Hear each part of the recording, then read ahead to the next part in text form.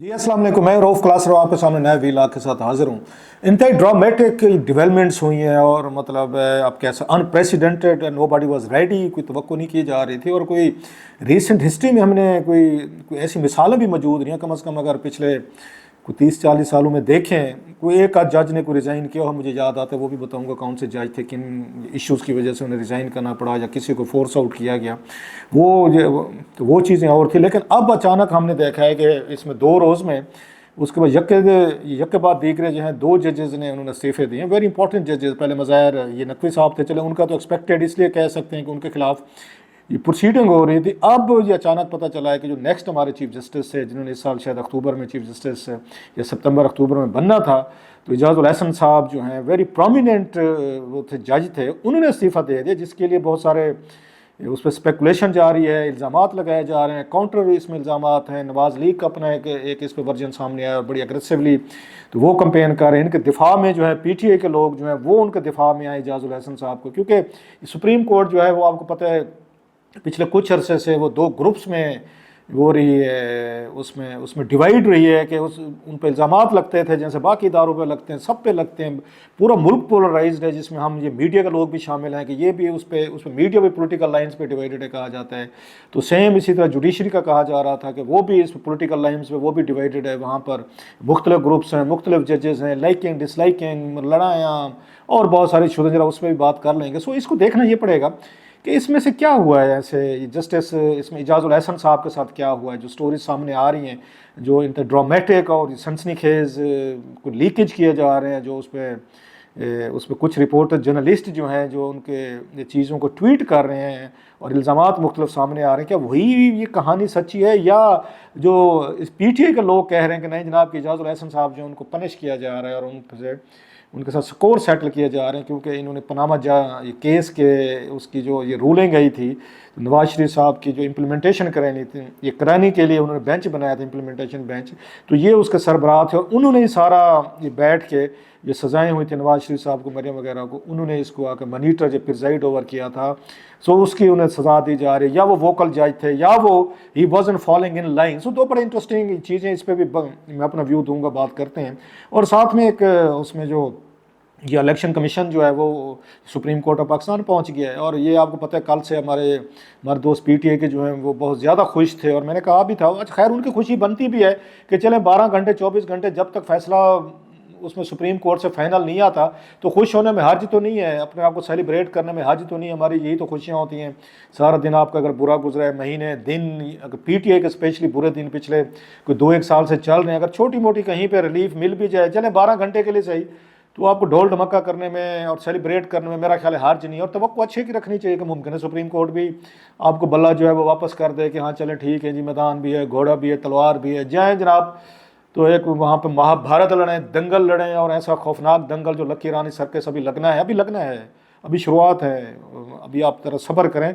अभी तो मामला अदालतों पे हैं, अभी अवाम की अदालत में ये चीज़ें नहीं गई, जल्द से जुलूस नहीं शुरू है। टिकटों की तकसीम तो चलो अभी से आपने देखा फड्डे पड़ रहे हैं, डांग सोटा चलना शुरू हो गया पार्टीज़ में, लेकिन अभी मेरा ख्याल है मज़ीद होने। एक दफ़ा यहाँ से कोर्ट ये कचहरी से फारिग हो जाएँ तो फिर जाके वो जंग जो है ना वो फिर मैदानों में लड़ी जाएगी, पार्टीज़ के अंदर भी लड़ी जाएगी, ये लीडरशिप भी लड़ेंगे और फिर उसके बाद पार्टियां भी लड़ेंगे और इल्ज़ामात अभी आने बाकी हैं, अभी तो माहौल तपाया जा रहा है।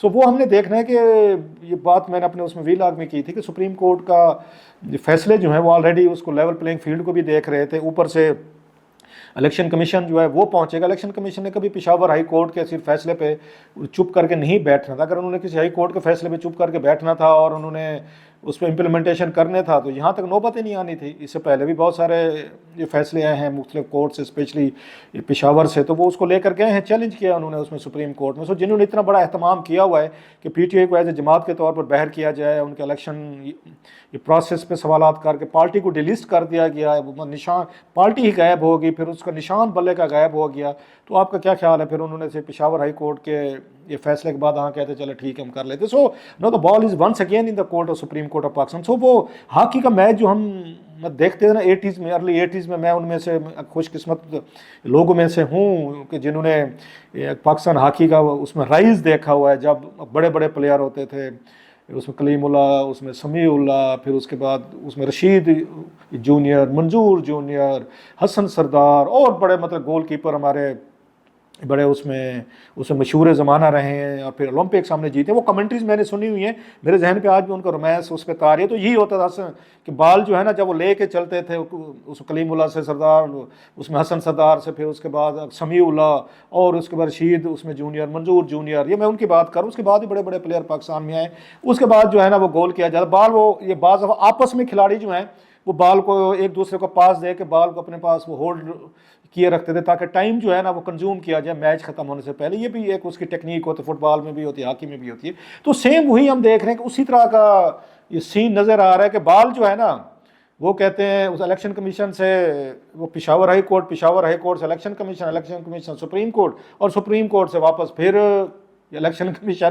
سو بال پچھلے کچھ عرصے سے ادھر ادھر ہی گھوم رہی ہے، گول ہونے کی بجائے وہ آپس میں وہ ڈی کے بہر یہ میچ کھیلا جا رہا ہے. اب دیکھیں فاؤل کون کرتا ہے اور اس کے بعد کس کو پینلٹی کارنر جو پلنٹی سے اس میں اسٹروک ملتا ہے. دیٹس یہ میرا کل پرسوں میں نظر آ جائے گا. سو ان کے لیے بڑا چیلنج یہ ہے کہ پی ٹی آئی کی پارٹی کہہ رہے ہیں آج انہوں نے اپنی ٹکٹوں کا وہ اس میں اناؤنسمنٹ کر سکتے ہیں. پاسبلٹی ہے کہ آج رات وہ بیرسٹر گوہر کہہ رہے ہیں کہ نام سامنے جو ہیں وہ آ جائیں گے کہ یہ فلاں لوگ جو ہیں، اور وہ ان کی کوشش ہے کہ اس کے سپریم کورٹ کے فیصلے سے پہلے ہم اپنے کینڈیڈیٹس کا ان کا نامینیشن جو ہے نا پبلک کر دیں تاکہ لوگوں کو پتہ چل جائے. اور ساتھ میں بلے کا نشان ابھی تو ہے اس وقت جب ہم بات کریں، بلے کا نشان ہے اس کے پشاور ہائی کورٹ کے فیصلے کے بعد پارٹی ایگزسٹ کرتی ہے.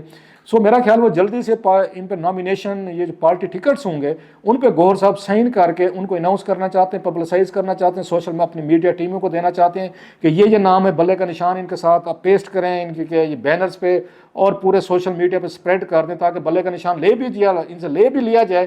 کم از کم لوگوں تک یہ میسیج پہنچ جائے کہ یہ وہ لوگ تھے جن کو یہ پی ٹی آئی نے ٹکٹ دیا تھا. مجھے تو یہ ان کی اسٹریٹجی سمجھ آ رہی ہے کہ جلدی سے سپریم کورٹ کے فیصلے سے پہلے وہ اناؤنس کرنا چاہتے ہیں. بہرحال دیکھتے ہیں کہ سپریم کورٹ جو ہے وہ کیا کرتا ہے اور ان کا بینٹ آف مائنڈ کیا ہے. کیونکہ اب سے پہلے ہم یہ دیکھ چکے ہیں کہ سپریم کورٹ جو ہے وہ انہوں نے الیکشن کمیشن کو آگے ریسکیو کیا ہے، انہوں نے بیل آؤٹ کیا. ادروائز تو الیکشن کمیشن تو اپنی حیثیت کھو چکا تھا کہ اس کا تو کوئی لگتا ہی نہیں تھا کہ الیکشن کمیشن کے کوئی پاورز ہیں، انہوں نے الیکشن کروانے ہیں یا ان کا کوئی فیصلہ کوئی 12 گھنٹے کوئی اثر رہے، 12 گھنٹے کے اندر وہ جا کے ہائی کورٹ سے وہ سٹے لے کے آ جاتے تھے، فیصلے ٹرن وہ ہو جاتے. تو میں تو سمجھتا تھا اگر کوئی میرے جیسا بندہ بیٹھا ہوتا الیکشن کمیشن میں تو کہتا بھائی صاحب ہم آرام سے چپ کر کے چائے پانی پی رہے ہیں، آپ جائیں جی کورٹس کچہریاں جو ہیں نا وہ الیکشن کروا لیں.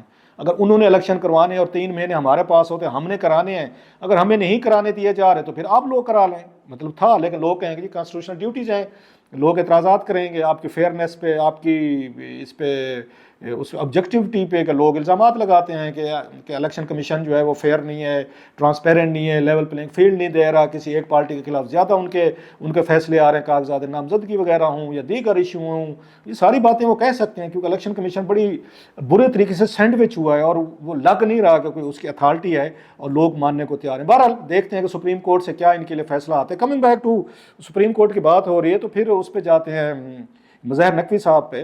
تو کل بھی یہ بات ہو رہی تھی کہ موسٹلی لوگ جو ہیں، بہت کم لوگ آنر اور ڈگنیٹی کو یہ پریفر کرتے ہیں. الزامات لگ جائیں اگر سامنا کرنے کی بجائے، وہ کلین چٹ لینے کی بجائے کہ ہمارے کل کو بچے، گرینڈ چلڈرن، نسلیں کل کو یہ نہ تانا سنیں کہ چھوڑیں جی آپ کے والد صاحب پہ، آپ کے دادا پہ، نانا پہ، اگین گرینڈ فادر پہ یہ الزامات لگے تھے بڑے سیریس، اور انہوں نے ان کا سامنا کرنے کی بجائے، انہوں نے وہاں پہ اس کا دفاع کرنے کی بجائے اور خود کو انہوں نے ونڈیکیٹ کرانے کی بجائے استعفیٰ دے کے گھر چلے آئے تھے.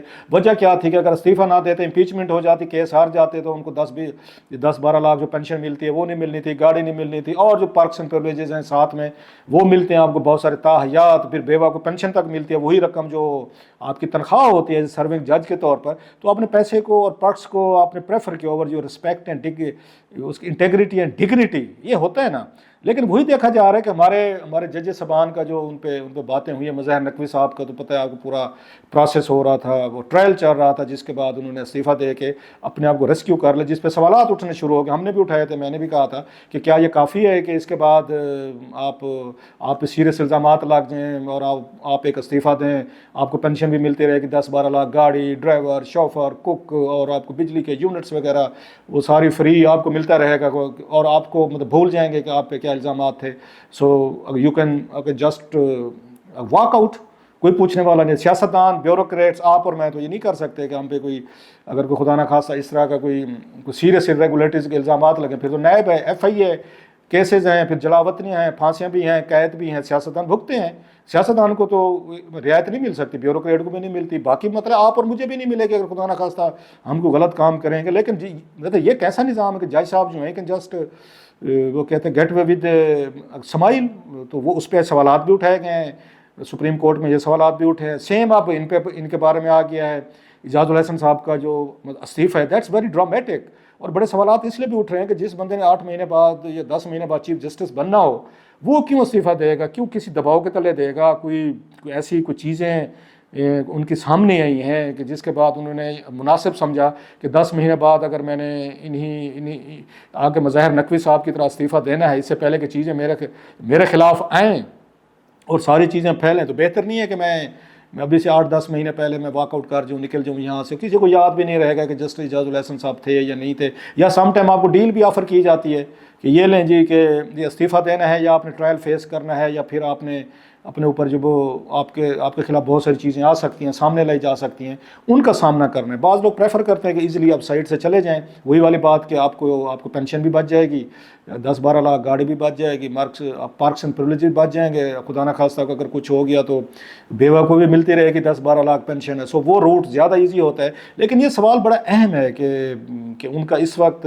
استعفیٰ دینا وداؤٹ اینی کوئی اگر ریزن دینا، انہیں بتانا چاہیے تھا کہ ان پہ کیا دباؤ ہے، کیا ان کو اگر کسی چیز کا ڈر ہے، خوف ہے جس کی وجہ سے وہ اس کو چھوڑ کے جا رہے ہیں. باتیں تو بہت کچھ ہو رہی ہیں، سوالات سامنے آ رہے ہیں، but I am not going into the details of وہ ایلیگیشن یا کوشچن جو اٹھائے جا رہے ہیں. جب تک کوئی کریڈیبل کوئی چیزیں سامنے نہیں آتی جسٹس اعجاز الحسن صاحب کے، برا لگتا ہے کہ میں بھی سنائی یا اس ٹویٹر سوشل میڈیا پہ جو کچھ ہمارے جرنلسٹ دوست کہہ رہے ہیں میں اسی کو follow. I want do that unless کوئی اس پہ کریڈیبل چیزیں نہیں آتی. جیسے ان پہ جسٹس مظاہر نقوی صاحب پہ ایک باقاعدہ ریفرنس آ گیا تھا. اگر اس طرح کی چیزیں کو سامنے آتی ہیں اعجاز الحسن صاحب پہ تو پھر دیکھا جا سکتا ہے. اعجاز الحسن صاحب وہی ہے جیسے میں نے کہا کہ نواز شریف صاحب کا جو کیمپ جو ہے وہ ان کو بڑا اپنے خلاف سمجھتا ہے اور بڑے نام لیتے رہے. آپ کو پتہ ہے کہ نواز شریف صاحب نے نام لیے تھے سٹنگ ججز کے اور ان کو سکور سیٹل کرنے کی بات تھے انہوں نے کی تھی. تو نواز شریف صاحب کے ایک بڑا انٹرسٹنگ رہا ہے کہ جب سے ان کے آنے کی بات ہوئی ہے راستے نہ صرف ان کے راستے ہموار ہوئے ہیں بلکہ ہم یہ دیکھ رہے ہیں کہ جن لوگوں کے بارے میں وہ نام لیتے تھے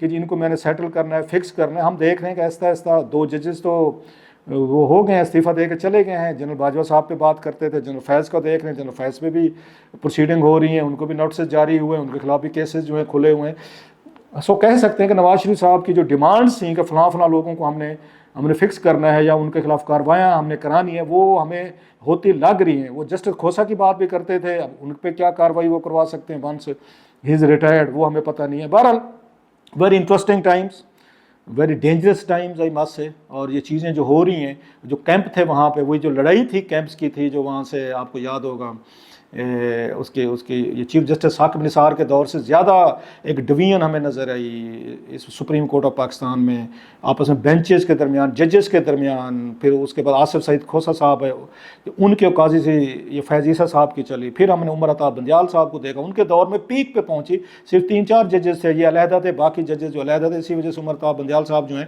وہ فل کورٹ بینچ بھی نہیں بناتے تھے. بہرحال جو بھی قاضی فیض عیسیٰ صاحب کو اس بات کی داد تو دیں کہ جب ان کا ریفرنس ان کے خلاف فائل ہوا تو انہوں نے استعفے دینے کی بجائے اس کے خلاف سٹینڈ لیا اور فائٹ آؤٹ کیا اور وہ اس میں سے نکلے اور انہی ججز سے انہوں نے کلین چٹ لے کے وہ دوبارہ چیف جسٹس بنے، آ کے چیف جسٹس لگے. سو ان کا نروس سسٹم جو ہے لگتا ہے قاضی فیض عیسیٰ صاحب کا زیادہ سٹرانگ تھا بنسبت جسٹس اعجاز الحسن صاحب کے اور جسٹس مظاہر نقوی صاحب کے، کہ جنہوں نے فیس کرنے کی بجائے انہوں نے استعفیٰ دینا مناسب سمجھ. وجوہات اب کچھ بھی کہہ لیں، پیسہ تھا، پینشن تھی، پرکس تھے، پریولیجز تھا، جو بھی تھا. اینی وے آنے والے دنوں میں اس کو فالو کرتے رہیں گے. انتہائی تیزی سے ڈرامٹک یہ چینجز آ رہی ہیں، آگے دیکھتے ہیں کیا ہوتا ہے.